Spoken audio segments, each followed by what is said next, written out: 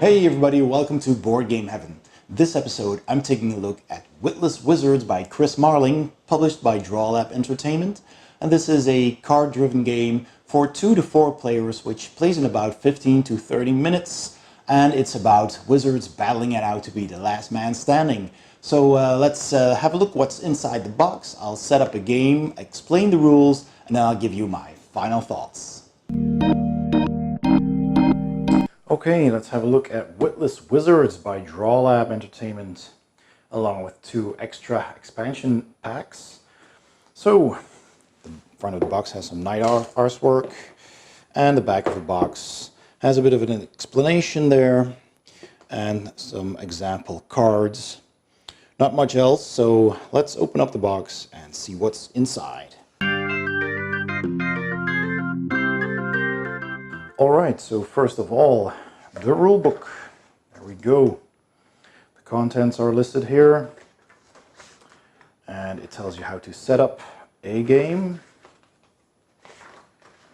how to play, your turn sequence, your drafting, battle phase, and the end of the game. And this is just credits and the back. So basically it's 6 pages. So not a whole lot to learn there, which is nice. So yeah, that's the rule book. And here are the player boards. So that's pretty nice. Really nice, colorful artwork. They're thin though, so we have relatively thin player boards, but you're gonna keep them flat on the table anyway. So there's Marlin, there's Greendolf, there's Albus, and there's Tiana. So 4 Witless Wizards. And then here's a little insert with a custom die that has swords on it, different values, so 0 to swords, a double sword also 2 times, and a triple sword 1 time. And a bag of nice and shiny crystals and red counters that you take on your character sheet, I'm assuming. So that's the baggie, and of course the cards. So we've got these cards. Let's open that up. So let me see if I can zoom in on these. Yeah, there we go. So we've got some cards here with some nice artwork. Really like the colorful fantasy art here. So all sorts of cards. That's funny. There's a really humorous theme here, and there's some frequently asked questions here as well, and a round overview. Okay. Right. So we have those, and the back of the cards, there's actually, some of these are double-sided. And the rest of them have this on the back. The cards are thick enough. They're pretty smooth. And they shuffle nicely. Alright. So that's the cards in the base game. Let's open up those packs as well. So we've got, here is the Druid deck mini expansion, which has a little cut here, so you can open that easily, I hope. I'm just gonna use my knife anyway, I think, unless I can tear this open. Yeah, that's not too bad.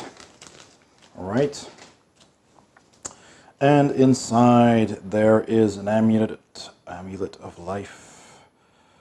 Glastonbury. Flower power. Forest allies. All kinds of cool druidic, in tune with nature cards. They kind of look like hippies. There's the druid pack. So that's that expansion, and another expansion is the Viking deck. So all kinds of different decks to play with. All right. And there we go. So more of these. So we have bear strength here. Ferocious defense. Okay. The Horned Viking Helm. Executioner. That's hilarious, man. Pillage. Alright, so there we go. The Viking Fac. So those are the extra. Alright, that's what's in the box and the expansions. Let's set up a game and explain the rules. To set up a game of Witless Wizards, each player first selects one of these wizard cards, and in this example we're setting up for a 4-player game. Each player takes one of these red tokens and puts it on number 20, which is your starting health, your stamina. The first player takes one green concentration crystal, so does the second and the third. If you're playing with 4 players, then the 4th player takes 2 concentration crystals. Next, the first player takes 1 magical crook of standing. The second player takes the magical robe of resting. The third player will take both of those, and these are your starting equipment cards. And so does the 4th player. Next, from the 5 different decks of cards that there are in the game, you pick 3 and you shuffle those together. There is one round overview card which you can put near the players so everybody can read that. And after you've selected your 3 decks and you've shuffled them, you put them in the middle of the table, keeping a little bit of space for a discard pile. And now you're ready to play Witless Wizards. In Witless Wizards, each player will try to be the last man standing by defeating all other players, basically by reducing their health to 0. Then you're out of the game and the last man standing wins. There are 3 types of cards in the game. There are the red offense cards, which are basically weapons that you use to attack your opponents with. There are blue defense cards that protect you from damage, and there are purple special cards that give you some kind of special ability. A turn basically has 5 steps. So first you draw a card. Now what you're going to do is you're going to draft a card for yourself and one to give away. So the first thing you do is look at the card and decide whether you want to keep this or not. So this is a defense card which has the shield icon on it, and since the first player doesn't have one yet, he thinks, okay, I'm going to keep this, because every time you draw a card that you already have, you've got your offense, defense and special cards, then the old one gets replaced and discarded. The starting equipment does not get discarded, it gets removed from the game. And whenever this draw pile is empty, you basically shuffle the discard pile and make a new stack. So that's the first thing they do. You can always, when you draft, spend 1 concentration crystal to draw a second card. So if you're not sure if you want to keep this, then you can spend 1 of these crystals, put it back in the pool, draw a second card, and then see what that is, and then decide which one to keep or give away. But in this case, you know, they were quite happy with this one, so maybe they want to discard that. If they hadn't spent a crystal and just decided to keep this one, then the second thing you do is you draw a second card, which then is this card, and that is the card you need to give away. So you always keep one and give one away to one of your neighbors, so the person to your left or on your right. Next, you can also, for that, you can also spend a concentration crystal. So if you think, you know, this is a pretty good card, I don't want to give this to one of my neighbors, then you can spend a concentration crystal, draw a second card, and look at those. And this is a black belt which has 0 defense, and you can roll something, and they think, okay, well, you know, maybe I'm just going to give this to this player. So over there, that one gets removed from the game because it's a starting item, and this one gets discarded. So you do that each round. You draw once, you decide if you want to keep it or not, or give it away. maybe spend a concentration crystal to draw a second card, discard one of both, then you draw again, and if you gave the first card away, then the second card goes to your board, or vice versa. And after you've done that, it's the attack phase. So next you are going to choose a player on your left or on your right to attack. Then you check your attack value, which in this case is 2, and then you take the attack die, you roll it, and you add whatever you roll to the number you have here. So in this case I rolled 0 plus 2 is 2, so I can do 2 damage to either this or that player. If I choose to attack that player, which you have to decide before you roll, then any defense gets subtracted, so I would deal 1 damage to this player. And in the case of that player, you'd have to read the card, and that card says you also roll a die when attacked. If you match the attacker's roll, you're all dealt 0 hits instead. So that is why you have to decide who to attack before rolling, because some cards might, have the other party roll as well. So after the attack phase, then you check all your cards, see if they have these green potions on them, and you receive 1 concentration crystal for each potion. So in this case, I get 2 of those, and then the person on my left is up. And those are basically all the rules you need to know to play this game. So this goes on and on. People attack each other, cards get drafted and discarded and exchanged. So every turn you'll have different cards likely, and you can try to get combinations of cards, because in these cards there's you always choose 3 types. So you have the samurai in this case, the sci-fi deck, and the medieval deck, which were the 3 that we chose for this game. And sometimes when you have multiple of the same cards, you will have stronger abilities because they enhance each other. And there are a whole lot of different cards in the game. There's 5 decks in the game. There's 2 expansions. So in the base game, you've got the samurai, the sci-fi, and the medieval deck. And there's also a wizard deck here and a pirate deck. So there's 5 already that you can choose from, and there are 2 mini expansions, basically these packs of cards that you buy, with the Druid deck and the Viking deck. So I would suggest picking those up if you're buying the game, because then you will have 7 decks to choose from, greatly, increasing the gameplay of this game.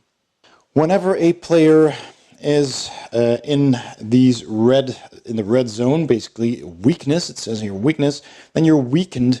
And if at some point you're here and you've got only 5 or less health left, then you may spend concentration crystals for health. You can spend them all, so you get 1 health for 1 crystal. So if this person has 5 crystals and decides to use them all, then they add 5 health. So 1, 2, 3, 4, 5, and they're back in the game.